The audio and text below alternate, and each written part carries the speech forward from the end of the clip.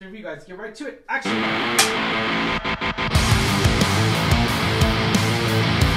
What's going on, Alamo City Movie Talk fans? As always, I'm your host, Ryan D. Ryan to see.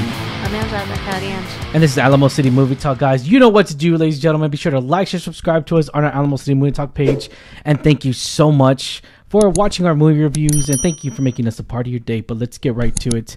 Without further ado, what are we talking about today, Angela? Ooh, we got another horror one on our plate today. So we are reviewing Longlegs. Longlegs tells of a story of in the pursuit of a serial killer, an FBI agent uncovers a series of occult clues that she must solve to end his terrifying killing spree.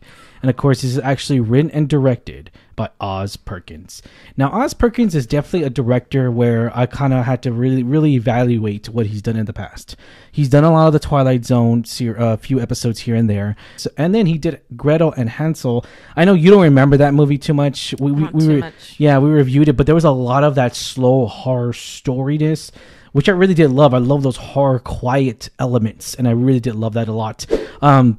But without further ado, this movie, written and directed by Oz Perkins. I gotta admit, though, I gotta give credit when it's due, and the credit is that the story in this, like the concept of it all, the whole point of this serial killer cult, devil worshipping, it's very inventive. I gotta admit, it really is. It's very inventive. I give full credit to when it's due, and I really enjoyed that aspect. For someone like us, right, Angela, we love these crime documentary. We're huge. If any Netflix show that is crime documentary or anything like a murder, serial killers, we are 110% watching that show, right? I mean, it's so great. Or like the documentaries, like the movies. Yeah. But I know the Hot Rage is the limited series of shows. So I would say this is more like psychological horror in its own right. It's not like a stabbing movie per se. Yeah. It's more of a mystery crime. And to take that into perspective here, I had to really think about what I wanted to say about this review, because I was like, it's Nicolas Cage for one, who does a phenomenal job here. For Nicolas Cage, the way they do his face prosthetics and all that, it looks so good. Like, oh my God. I think for the first half of the movie, I even told you, I knew it was him, but I couldn't see it. Like, I couldn't see it because of the makeup and everything. And it's not that it was bad makeup by any means. It was really good. Yeah. But it was just, he does this role that we're not really used to him seeing. Yeah. I think it's a little bit different take than what he's used to doing. Yeah. But I think in certain mannerisms, when he said certain things, I was like, the yelling really did it for me. Or just some of like his facial expressions. So I was like, but he was such a fantastic villain in this. Like this, he was the serial killer. But I really enjoyed seeing him in here. He was completely psychotic, and it was really cool to see him in that. And I agree with you. I think it's more like a psychological mystery, like whodunit kind of thing. And I really liked that. I am a huge sucker for those kind of genres. Like, and it did have a little bit of like occult vibes sprinkled in there. I will say it is not necessarily a boom boom boom flash flash like high paced, but it has a really good story behind it. I didn't have any problems with pacing. I think it was done very well. Like the way it unfolded, it was done very well. The storytelling behind it was pretty great. So I will give my hats off to Oz, because I think it was a really overall good story. Okay, so here's where I'm stuck in the middle, guys, and I'm sorry, I'm so stuck in the middle, and I really am. It sucks because here's the thing. So yes, I enjoyed that story element. The plot it's very straightforward. It really is. And granted, I did call out the predictions here. Sure. It was a little bit predictable. You kind of get, to a sense, probably about the second act of the movie, you kind of already know who's who, and you kind of already know, it's this person, and we're not going to spoil it for you whatsoever. So, but regardless of all that, we've seen too many movies, right? I mean, I feel like that, I don't know, I feel like that these horror slow moments here that we get are so inventive. And then one of the things I did say on our theater reaction with me and Lex was that one of the things I really did appreciate was how Oz just made these beautiful barn scenes that are just so dark and vivid and just so like scary and so creepy. and how he really did these beautiful shots that I really did love. How, you know, where you're following these characters into a barn. I never thought you could make a barn or even one scene like that. It almost looks like a Yellowstone barn in a way, and it makes it so scary and so creepy, and I love that. I really do. I love that. But as far as like pacing goes, I don't know. I feel like that this movie's runtime could have been shortened. I feel like I know it's an hour and 41 minutes. I hate to say this. I hate to say this because I really enjoyed this movie. But again, this is just the way I feel. I feel like that this movie, I kind of probably taken about like 15 minutes out of here. There's definitely a moment in here though that's really good, and we see that a lot where the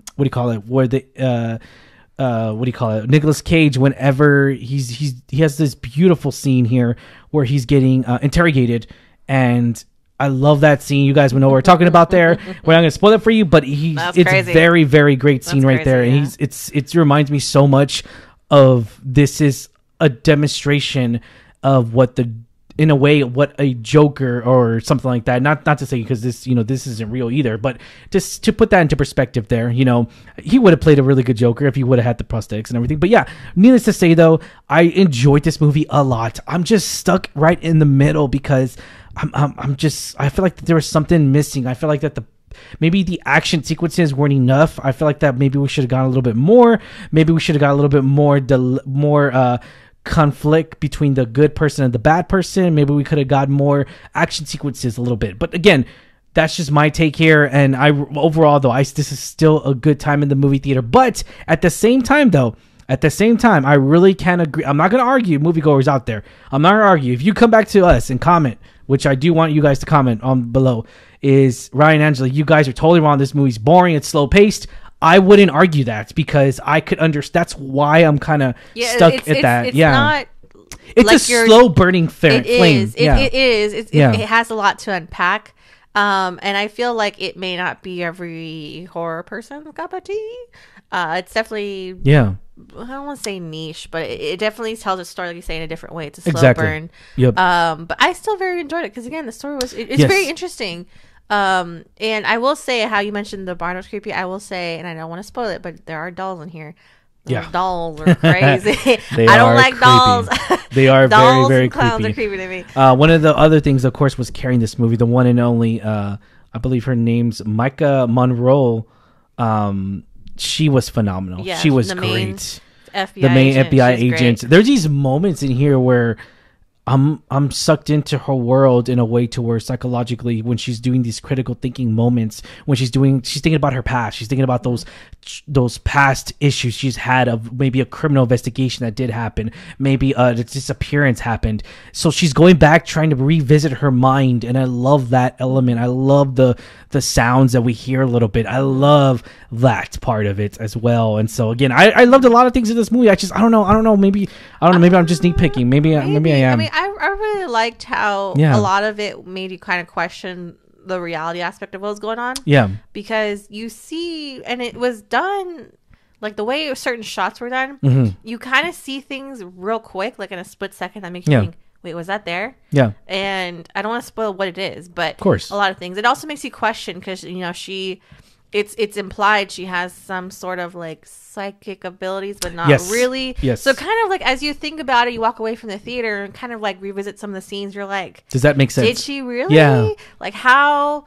And that's a question that's left untold. Yeah. But I like movies like that kind of make you kind of like think about it after, kind of digest what you just saw. Yeah. Really see if there's anything hidden that you might have seen, like missed it the first time. But I really like those movies. So but I do think it is, like you say, it's not like it catches your attention. There's gore, there's dramatic slashing scenes. No, it's not. Yeah, it's not like that. So it may not be for everyone, but I think if you do give it a chance, you might be pleasantly surprised. So whenever and again, this is just perspective that other moviegoers have really thought of, is that whenever someone says horror, they automatically think slasher. They automatically think. So again, we go back to where, like, I'm going back to where I'm saying it. This is a crime psychological thriller, I would say. Almost like a mystery. Yeah, I mean, it is a horror, because there is horror elements in here. It's hard to deny them. It really is, because they are a lot of horror elements. Supernatural elements, if you can say. If you don't want to say horror, but like supernatural elements. Yes, and then also the black shots. You guys would know what we're talking about. The black shots.